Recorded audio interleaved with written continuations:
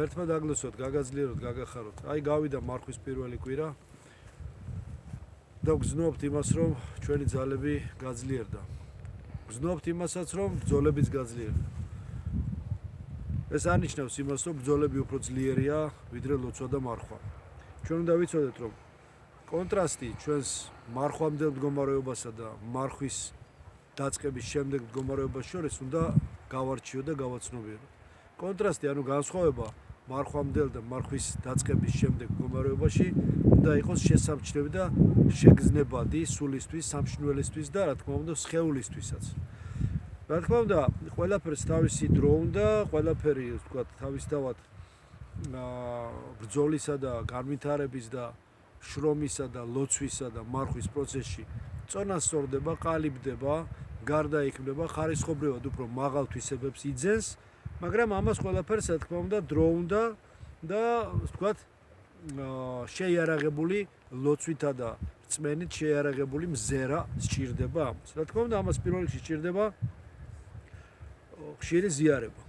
ხშირი ზიარება ეს არის ის ნიშანი, ის ლაკმუსის ქაღალდი, რომელიც ცხადი ნიშანია იმისა, რომ ადამიანი მარხულობს და მარხულობს ღვთისმსაჯდებლად და სული სასწაულებლად. რომ პრიორიტეტი მისი მარხვისა და პირველი იერარქიული ფასეულობა მარხვაში არის არა ის, რომ მიიღოს ან არ მიიღოს ბიოლოგიური პური, არამედ ბიოლოგიური პურის აკრძალვა ხას უსვამს იმას, რომ ბიოლოგიური პური და ხორციელი პური, ასე ვთქვათ, ხილული პური კი არ არის თავარი პრინციპი ცხოვრების, არამედ სულიერი პური, სულიერი სიტყვა, სიტყვა, რომელიც გამოდის პირისაგან ქრისტესა, სახარების სიტყვა, რომლითაც იკვებება ადამიანი და რომელიც პრინციპი არის და საწყისი არის და მიზეზი და საფუძველი ჩვენი როგორც სულიერი, ისე ხორციელი ეგზისტენციის.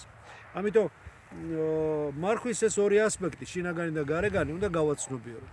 გავაცნობიეროთ ის, რომ შინაგანი მარხვა, ანუ სულიერი, ეგრეთ წოდებულ შინაგანი მარხვისა და გარეგანი მარხვის განსხვავებას შორის იძლევა იმას, რომ შინაგანი მარხვა მუდამ აუცილებელია, ანუ თავშეკავება და თვითკონტროლი, ხოლო გარეგანი მარხვა შეერთებული შინაგანთან, რომელიც დაიწყო დიდი მარხვის დროს, ორმაგ დივიდენდს, ორმაგ მრჩევლ მადლს გვაძლევს ჩვენ და გვაძლევს საშუალებას იმისა, რომ სრული ფორმატით, სრული, ასე ვთქვათ, პაკეტით, უხეშად რო ვთქვათ, ტექნიკური სიტყვით, მივიღოთ ის მადლი, რასაც უფალი როგორც დაუმსახურებელ წყალობას გვაძლევს ჩვენ. მინდა ყველა დავლოცო და უსურო, რომ ეს კავშირი, რომელიც ადვილი ხდება ამ დიდი მარხვის დროს ღმერთსა და ადამიანს შორის, მარხვის დროსაც და განსაკუთრებით ხსნილში არ გაგვეწყვიტოს, ღმერთმა დაგვიფაროს, რომ ეს კავშირი არ გახდეს სუსტი, არ გახდეს დისტანცირებული და არ გახდეს ისე, რომ ადამიანს კიდევ კვლავ თავიდან კავშირის დამყარება უფალთან, ასე ვთქვათ, დასჭირდეს. არამედ მარხვა მაქსიმალურად შეგვაერთოს უფალთან ზიარებით, ქრისტეს სისხლისა და ხორცის ხორცებით, მადლის მიღების პროცესით, რომელიც განხვრთობასა და ჩვენს ბუნებით არა, მაგრამ მადლით ქრისტეს მიმსგავსებას მოასწავებს. ფარველი ანგელოზის და წმინდანის ჩვენდამი დაახლოებით და ყოველივე იმით, რაც ადამიანს აძლევს საშუალებას იმისა, რომ უკეთესი გახდეს, ვიდრე იგი არის. მინდა ყოველი სისუსტე ჩვენში რაც არის, სიძლიერით აღინიშნოს და სიძლიერე სულიერი გქონოდეს ჩვენ. მრევლს მინდა უსურო, რომ ყოველგვარი ნეგატივი და ყოველგვარი ბოროტება მოშორებოდეთ. დაცული ყოფილიყვნენ ოთხივე მხრიდან ჯვარის სახით და ის წინააღმდეგობები, რომლებიც რეაქციაა ქრისტიანის ამა სოფელში ყოფნისა, ის გამოწვევები, რომლებიც რეაქცია ამა სოფლისა ქრისტიანის მის სიახში არსებობაზე, ყოფილიყოს ატანადი ჩვენთვის. და ატანადი ხდება მაშინ, როცა ადამიანი რწმენასა, იმედსა და სიყვარულში გაძლიერდება. სარწმუნოება, სასწაულება და სიყვარული. მინდა დავლოცო ყველა და უსურო, რომ მარხვაში განსაკუთრებული მთლიანობა, როგორც აღნიშნე, მოგვეპოვებინო სული სამშველისა და სხეულისაც. მთლიანობა, როგორც სოფხედელობითი რწმენაში, ქრისტეს რწმენაში მთლიანობა, ასევე მთლიანობა სიყვარულში, უფლისა, მოყვასისა და ქრისტეს მიერ სიყვარულისა საკუთარი თავისადმი, რომელიც ისე უნდა გვიყვარდეს, რომელიც საზომი არის იმისა, რომ მოყვასი ისე უნდა გვიყვარდეს, როგორც საკუთარი თავი. ანუ ქრისტეს მიერ სიყვარულით და არა ეგოისტური სიყვარულით.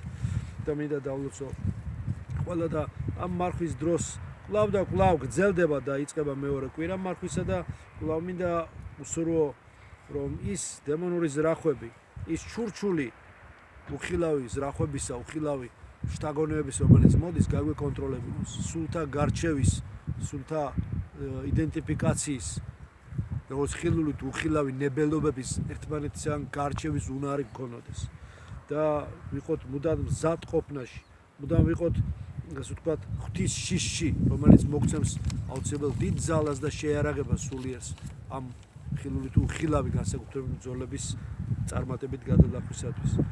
მერთმა დალოცოს მრევლი, მერთმა დალოცოს ყველანი და კვლავ გავაგზავნოთ ეს დიდი სიყვარულის და სინანულის მარხვა და ჩვენთვის ყოფილიყოს ეს მარხვა დიდი მადნის მომცემელი, რომელიც არა მარტო მარხვაში, არამედ ხსნილშიც გაგვიხსნის გზას, ღვთის სადიდებლად და სულის სასხოვნებლად, რასაც ყველას გისურვებთ.